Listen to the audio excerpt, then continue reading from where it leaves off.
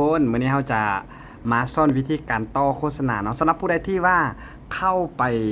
ต่ออยู่ในแอปพวกนี้เนาะแอปโฆษณาตัวนี้มันบ่สามารถต่อได้เนาะ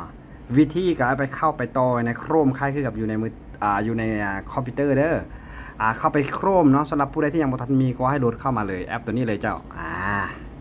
แต่เข้ามาแบบนี้แล้วสังเกตเนาะโหลดละมาจากนั้นก็จะมีปุ่มเข้ามา Facebook อยู่นี่แต่ถ้าของผู้ใดหากบ่มีให้พิมพ์ใส่อยู่วันนี้เด้อแตะเข้ามาแบบนี้เนาะแตะเข้า Facebook เลยทีนี้ถ้ามันขึ้นแบบนี้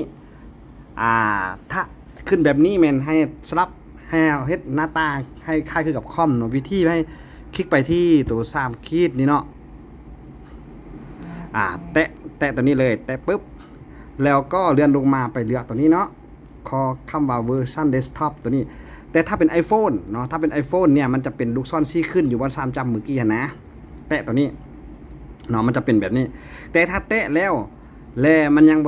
บ่ทันเป็นรูปร่างลักษณะแบบนี้วิธีที่2ให้พิมพ์อยู่นี่เด้อพิมพ์อยู่นี่ www เนาะให้เป็นเว็บตัวนี้นี่ให้มันเป็น www.facebook.com แบบนี้แล้วก็กด enter อยู่แผ่นคีย์บอร์ดพี่เนอร์นี่กด enter อยู่พี่เนาะแล้วมันก็จะขึ้นมาหน้าต่างตัวนี้หลังจากนั้นก็ป้อนเบอร์โทรกับรหัสเฟซของตัวเองเข้าไปใส่ได้เลยโอเคหลังจากที่ป้อนเบอร์โทรกับรหัสเฟซเข้าไปที่เรียบร้อยแล้วเนาะสังเกตเบิ่งอยู่บน9จำนี่เนาะ9จำหน่อยๆนี่เด้อแตะเข้ามาแบบนี้แล้วก็เลื่อนลงมาจนเห็นเข้ามาตัวจัดการโฆษณาเด้อให้แตะเข้าไปได้เลยหลังจากแตะเข้ามาได้แล้วมันก็จะเห็นเป็นชุดโฆษณาแบบนี้เนาะแล้วเราก็มาเลือกเอาแคมเปญใดแคมเปญหนึ่งที่เราจะต่อเนาะไปเลือกเอาแคมเปญที่มันสิ้นสุดแล้วหั่นเนาะอย่างเส้นตัวอย่างค่อยจะต่อชุดโฆษณาของตัวนี้ตัวอย่างเนาะให้กดแตะเข้าไปเลยนะมันขึ้นแบบนี้แล้วก็กดคำว่าแก้ไขอยู่บนนี้เด้อ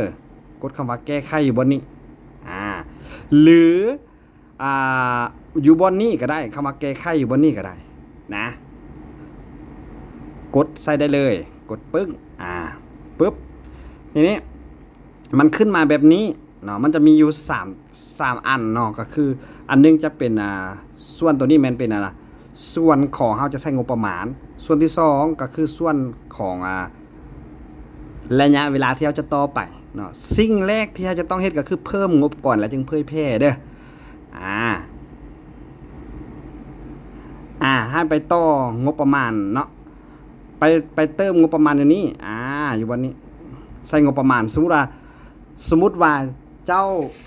ใส่ชุดที่แล้วเนี่ยมันเป็น100เหรียญเนาะแต่เจ้าสิเพิ่มอีก100เหรียญหมายความว่าต้องพิมพ์200เพราะว่าจะบวกกับตัวเก่านะแตะเข้าไปเลยแล้วก็พิมพ์เนาะพิมพ์หลังจากพิมพ์แล้วก็กดเผยแพร่ด้านลุ่มนี่เนาะเลื่อนลงมา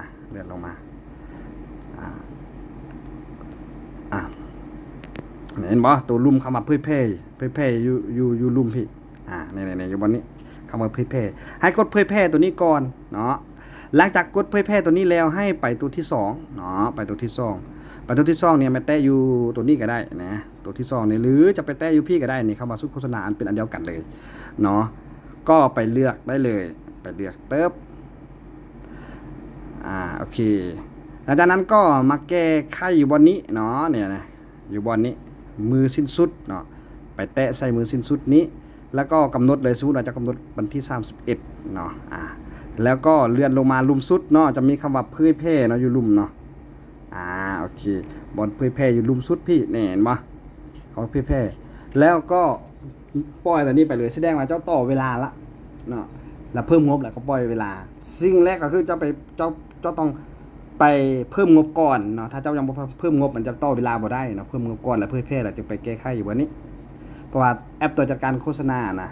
อยู่มือถือมันต่อบ่ได้เนาะต้องเข้าทางนี้มันจะคล้ายกับคอมสำหรับคลิปวิดีโอนี้ก็จะหมดเพียงเท่านี้ถ้าว่าสนใจสอบถามเพิ่มเติมสามารถทักเข้ามาพวกเขาได้ที่เบอร์77840480พวกเขาให้บริการทุกแบบบ่ว่าจะเป็นการยิงโฆษณาเพื่อเพิ่มยอดขายครับยิงโฆษณาแล้วก็ตัดต่อวิดีโอ